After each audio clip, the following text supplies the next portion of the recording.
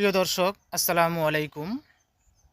আপনারা যারা দেশ থেকে এবং দেশের বাইরে থেকে এই ভিডিওটি দেখতেছেন, প্রচুর পরিমাণে শেয়ার করবেন। বাংলাদেশে বর্তমানে কোনো বিচার বা সঠিক বিচার পাওয়া সম্ভব নয়। কারণ যেসব প্রশাসন এবং ক্ষমতাসীন মানুষগুলো ক্ষমতার চেয়ারে বসে আছেন, তাদের মেধা, তাদের জ্ঞান শক্তি কোনো কিছুই নেই। একটি ছোট্ট বাচ্চাকে এরকমভাবে দুর্ধর্ষভাবে গলা কেটে হত্যা করলো, তার ওপর নির্যাতন করল। সবার ঘরে ঘরে কিন্তু মা, বোন, নাতি নাতনি, ছেলে মেয়ে আছে।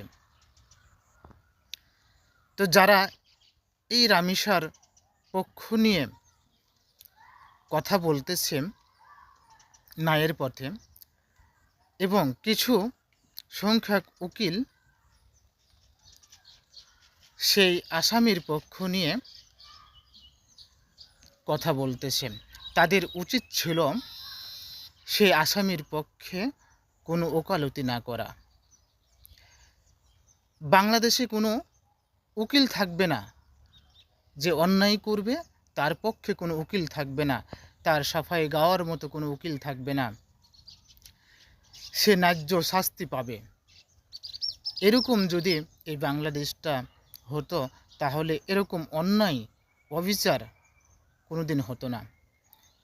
আপনারা দেখতেছেন, হাদিকে নির্বিচারে হত্যা করল, এখন পর্যন্ত বিচার হয় নাই।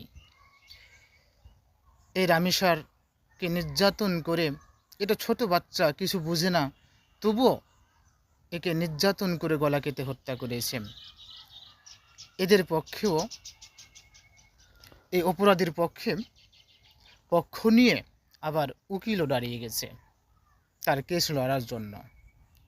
কেন রে ভাই, তোর কি খাবারের অভাব পড়ে গেছে? খাবারের অভাব পড়ে গেলে বাংলাদেশের জনগণকে বল, বাংলাদেশের জনগণের কাছে বললে পরে তোকে খাবার দিয়ে আসবে। তবু এই অন্যায়কে রুখতে হবে। আসুন আমরা একতাবদ্ধভাবে এই অন্যায়গুলোর প্রতিবাদ করি। আসসালামু আলাইকুম। সমস্ত অপরাধ নির্মূল করার একটাই উপায় হলো কোরআনের আইন বাস্তবায়ন করা। যারা অপরাধ করবে তাদেরকে জনসম্মুখে প্রকাশ্যে নিয়ে এসে সঠিক বিচার করা। যেমন কেউ যদি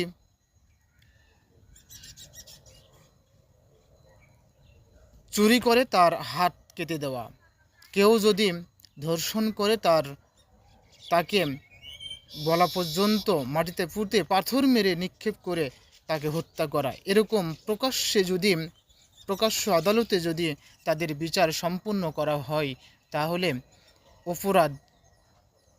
অপরাধ করার সাহস পাবে না। আর এই বাংলাদেশ থেকে অপরাধ চিরতরে মুছে যাবে। তাই কোরআনের আইন বাস্তবায়ন করতে হবে, না হলে দিন দিন আপনার অপরাধ বাড়তেই থাকবে। যেমন হাদির হত্যার বিচার হলো না, রামিসা হত্যার বিচার নিয়ে আন্দোলন চলতেছে, ওইদিকে সাংবাদিকদের বিচার হলো না, নিরপরাধ শাপলা চত্র হত্যার বিচার হলো না, জুলাই যোদ্ধাদের সঠিক বিচার হচ্ছে না। এইভাবে দিন দিন অপরাধ বাড়তে থাকবে, মানুষ হত্যা হতেই থাকবে যদি কোরআনের আইন বাস্তবায়ন না করা হয়। কোরআনের আইন যদি বাস্তবায়ন করা হয়, তাহলে এই বাংলাদেশ থেকে 100% অপরাধ উঠে যাবে, অপরাধ করার সাহস কারো হবে না ইনশাল্লাহ। এই ভরসা সবার অন্তরে থাকা দরকার, এবং এটা যারা ক্ষমতায় আছেন এই কোরআনের আইন বাস্তবায়ন করা দরকার।